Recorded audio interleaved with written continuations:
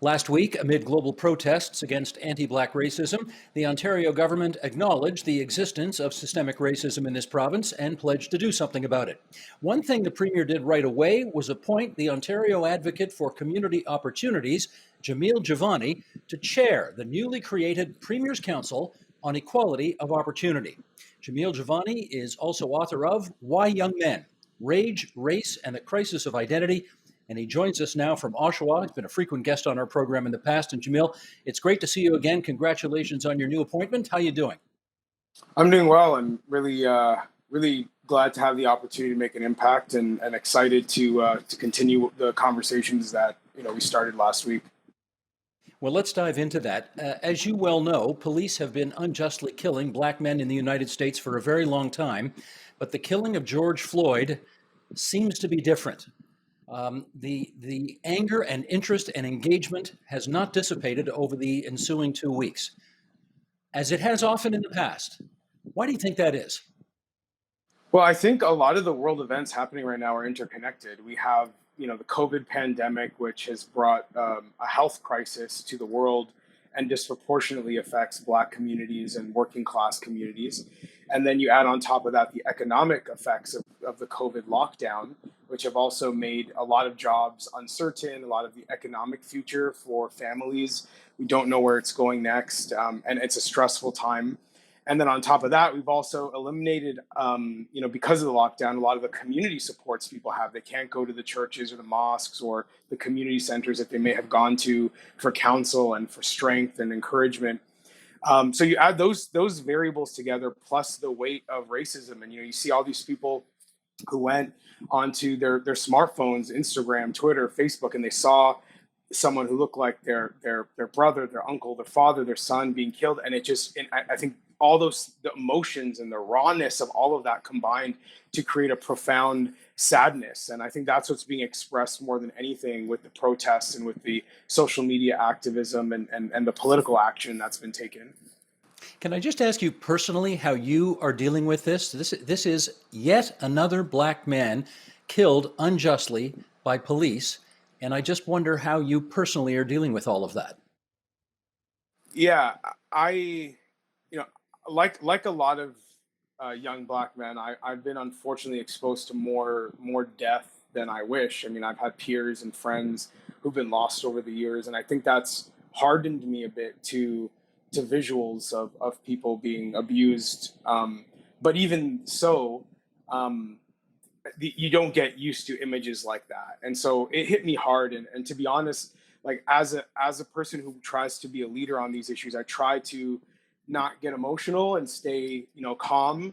But when you see people in your community, I mean, mentors of mine who I look up to, older men, strong men, who when you see them crying, it's hard not to feel like overwhelmed at times. So it's been sad. I mean, just seeing pain in people I care about is a hard thing. And, I've tried to turn that into motivation to work harder and do better rather than let it drag me down. But that's much easier said than done at times. Now, of course, this happened in the United States, not in Canada, and yet it has had a profound impact.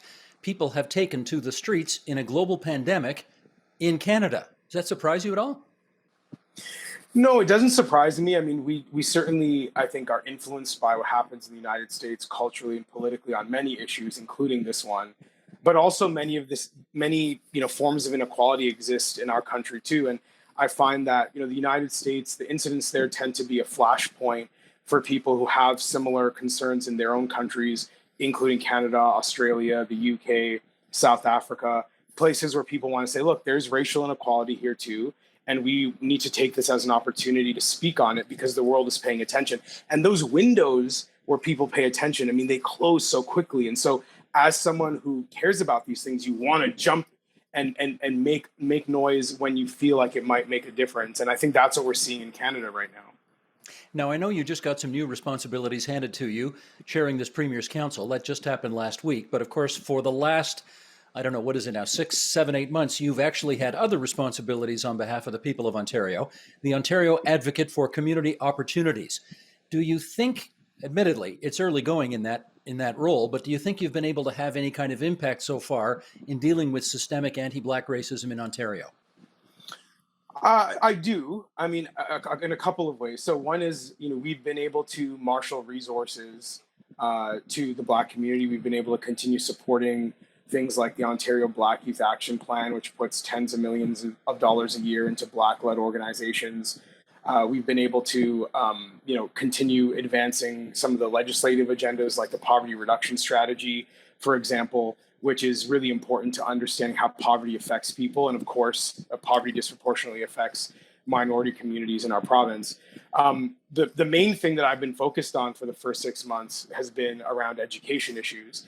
And I know that's an issue that doesn't always come up, in activist circles. And there's probably a number of reasons to explain that. But to me, that is the number one structural issue in our society. The fact that a lot of children, a lot of Black children, a lot of working class children, children in low income neighborhoods, we know from the very beginning of their life that they're being sent to a school that's not going to prepare them for success the same way another school might.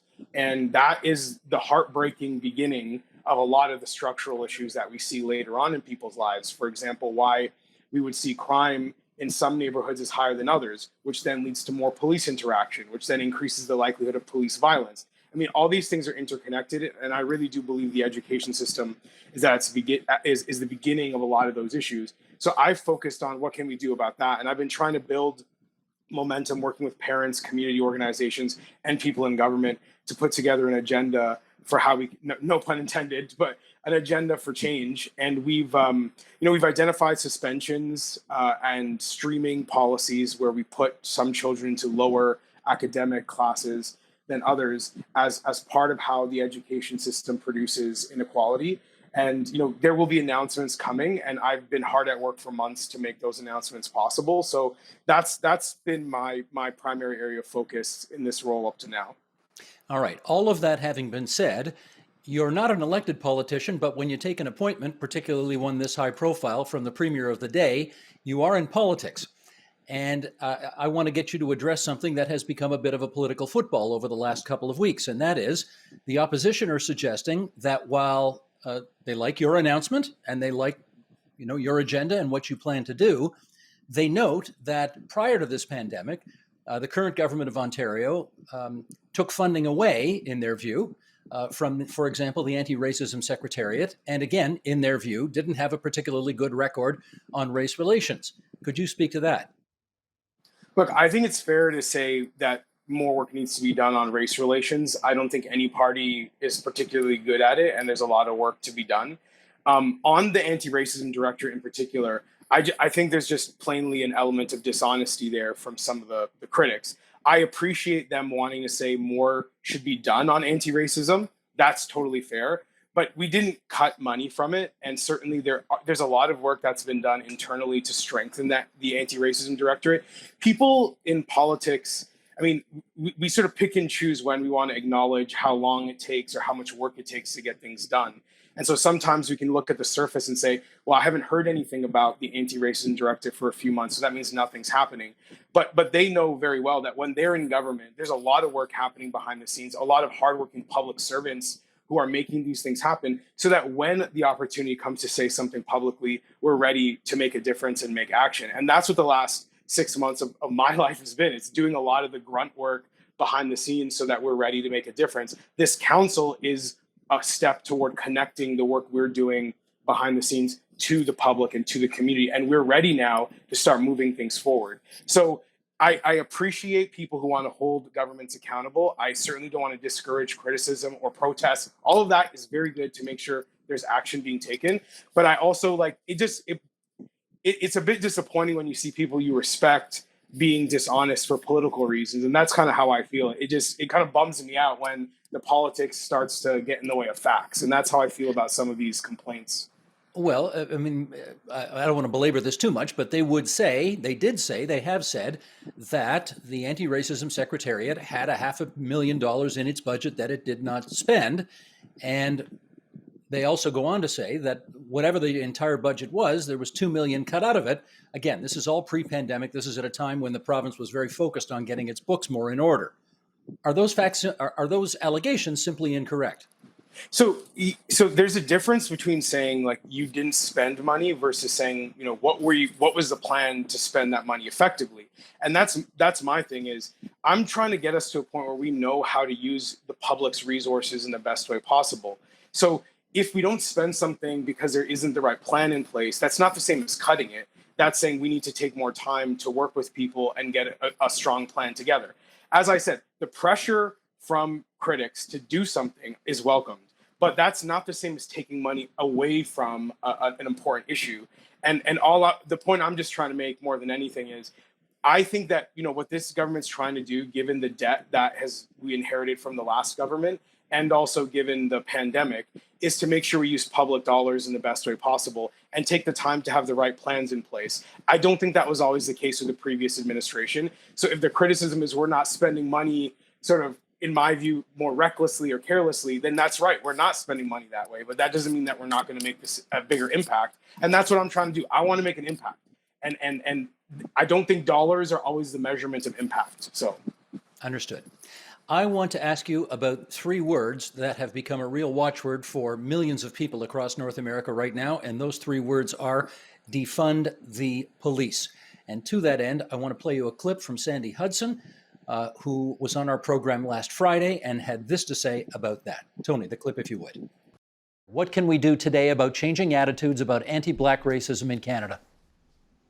I really think the only way forward is defunding the police. And I want to pick up on what was just said about decriminalizing drugs. That is a form of defunding the police. When we tackle an issue like the opioid crisis by investing in public health, setting up treatment centers, and making sure that people get the types of supports that they need, instead of criminalizing people and sending the police after them to incarcerate them or arrest them, that is one of the ways that we can defund the police, take money away from the police doing that activity and put it into the public health system to make sure that people get the supports that they need. That's Sandy Hudson from the Toronto chapter of Black Lives Matter on our program last week. We want to be careful about how we handle this because obviously people who are making this argument are not saying take all the money away from the police and essentially put them out of business. They're saying redirect money that currently goes to the police that might be more intelligently spent, for example, on mental health experts or on social workers or whatever. In essence, what do you think of that argument? Well, I think you added a degree of nuance here that isn't always the case. I do think there are some people who really just don't want the police to exist. I mean, if you go around saying that we live in an irredeemably racist country and that white supremacy is baked into our institutions, it makes sense that when that kind of person who's making that argument says that we need to defund the police, I do think they want to tear the institution down. And think they want to tear a lot of other things down about our society as well. But most people, you are correct, who say defund the police do just mean we need to be thoughtful about how we make budgetary decisions. And are there things that we could be taking away from the police budget and putting elsewhere, which I think is a totally legitimate argument to make. And I think that is a debate that I hope happens at the local level, because not every police force and not every municipality has the same issues around crime or law enforcement. There's a mix of issues that might appear in a rural area that won't exist in an urban area and vice versa. So I'm glad to see some healthy debate around that issue. And I just hope people go into it honestly, because I think there is a group A of people who say defund the police who do want to have a proper debate about city finances. And then there is a group B who use defund the police as an umbrella term, like a Trojan horse, who really just want to vilify cops and tear down the institution. And being able to spot the difference between those two groups is really important so that we can engage in good faith arguments and good faith debates about, what the future of law enforcement looks like in our province and in our country. Let me ask you about body cameras. That's come up as an issue of late as well. Do you think all police officers ought to wear body cameras? I think it's a good idea. The evidence I've looked at in jurisdictions that have used it, it does seem to increase accountability in terms of there being less complaints made about officers, because there's some objective information that I think, or an objective record of officer interactions that allows us to, sort of keeps everyone's behavior, both the officer and the person an officer is interacting with. It keeps everyone's behavior a bit better, more professional. So I do think it's a good idea. The interesting thing, though, Steve, is that the body cameras conversation and the defund the police conversation, I do believe are in tension. And what I mean by that is, for some officers, I think the Montreal police force did this analysis last year, the year before, where it said about 4% of the police budget would probably need to go to body cameras in order for it to be a useful technology. And I think we have to recognize that we can't take money out of the police budget and increase costs for accountability at the same time, unless we're talking about increasing taxes across the board. And if that's the argument, then I hope people just honestly make that argument. But it's going to be difficult to do all of these things. So it would be, in my view, it would be great if we could agree on what the right path is forward, and people would sort of get their messaging clear, because it becomes muddled. And my fear in that scenario is that nothing gets done because no one can figure out what the right next step is. Jamil, let me just sort of lay the groundwork for this next question. In as much as people know, the Premier of Ontario does a daily briefing Monday to Friday. He brings several senior cabinet ministers with him to it. And last week, he brought you to one of his announcements. And it was, it was an important announcement. And you had to stand there, make the announcement, and then take some questions from media as well. And in the course of the discussion about how racist Ontario is, you pointed out that the two biggest cities in Ontario, Toronto and Ottawa, both have Black male chiefs of police at the moment. And we put that to the group that we had assembled last Friday night on this program to talk about the fact that, how racist can Ontario actually be if you have two Black men who are heading the biggest police services in the province? And one of our guests, Kika Oja-Thompson, had this to say about that. Tony, that clip, please. The two biggest cities in the province of Ontario, Toronto and Ottawa, both have Black male police chiefs. What does that say to you? It says that that racism, that anti-Blackness in particular, is so insidious and so profound and so pervasive that in order to become the leader of anything of consequence in this province, in this country, frankly, you have to be able to perform whiteness at a level so supreme that it rivals some white men, straight white Christian men, and that is a requirement of holding these positions. Jamil, what's your view of her view? Well, first off, let me say that, the reason why it matters that Mark Saunders is the current police chief in Toronto and Peter Slowly is the police chief in Ottawa is not just because they're Black, but because they have expertise in working on the issues that affect the Black community. And I think that's really important to note. And I respect them. I think both of them have done a great job. I will not speak to those comments with the amount of disrespect that I think they contained. So I won't personalize this, but I will say I find them disgusting.